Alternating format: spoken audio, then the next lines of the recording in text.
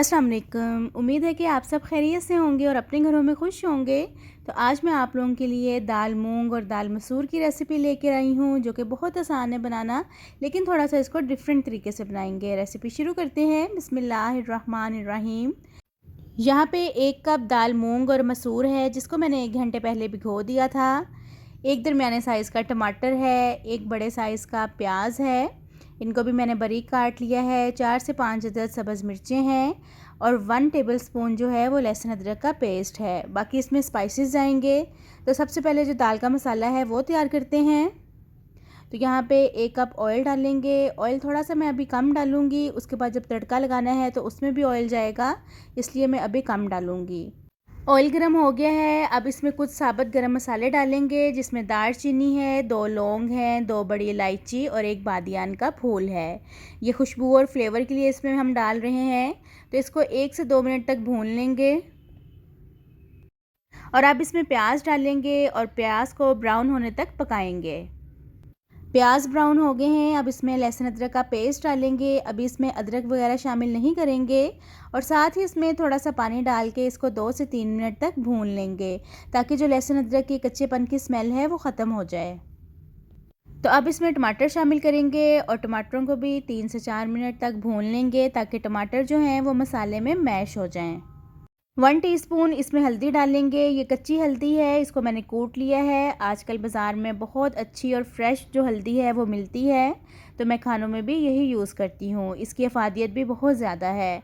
तो बस इसको भी आप 2 से 3 मिनट तक भून लेंगे। तो देखें, जो कच्ची हल्दी मैंने इसमें डाली थी उससे मसाले में कलर कितना अच्छा आ गया है। तो बस अब इसमें स्पाइसेस शामिल करेंगे।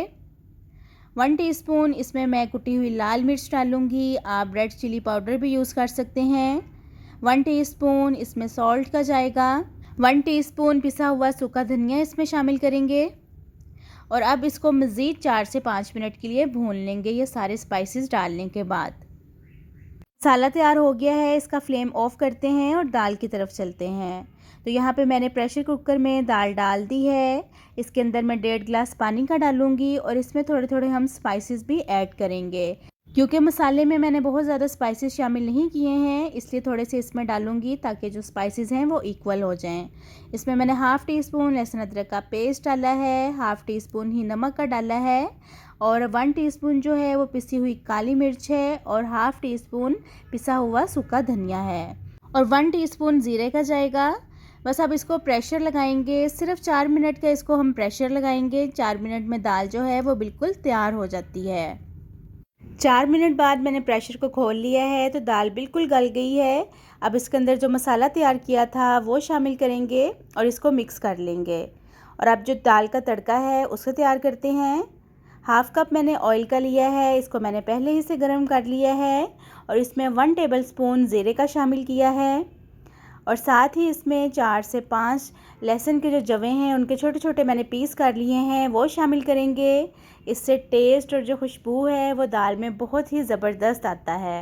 और इसमें 2 जो टुकड़े हैं वो मैंने दालचीनी के भी ऐड किए हैं। तो बस इसको ब्राउन होने देंगे। और अगर आपने अभी तक मेरे चैनल को सब्सक्राइब नहीं किया है तो जल्दी से मेरे चैनल को सब्सक्राइब कर दें और बेल आइकन के बटन को प्रेस कर दें, ताकि आपको अच्छी अच्छी और मज़ेदार रेसिपीज़ देखने को मिल सकें।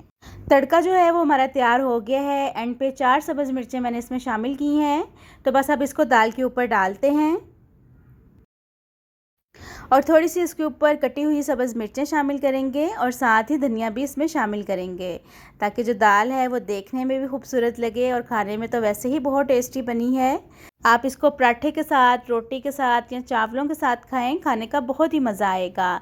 तो मेरे चैनल पर और भी बहुत बहुत मज़े की रेसिपीज़ मौजूद हैं। हलीम की रेसिपी और भी दालों की रेसिपीज़ मौजूद हैं, आप जाकर देख सकते हैं। उम्मीद है कि आपको ये रेसिपी अच्छी लगी होगी। तो चलिए मिलती हूँ आपसे अपनी नेक्स्ट वीडियो में एक नई रेसिपी के साथ। अपना बहुत सारा ख्याल रखिएगा। अल्लाह हाफिज़।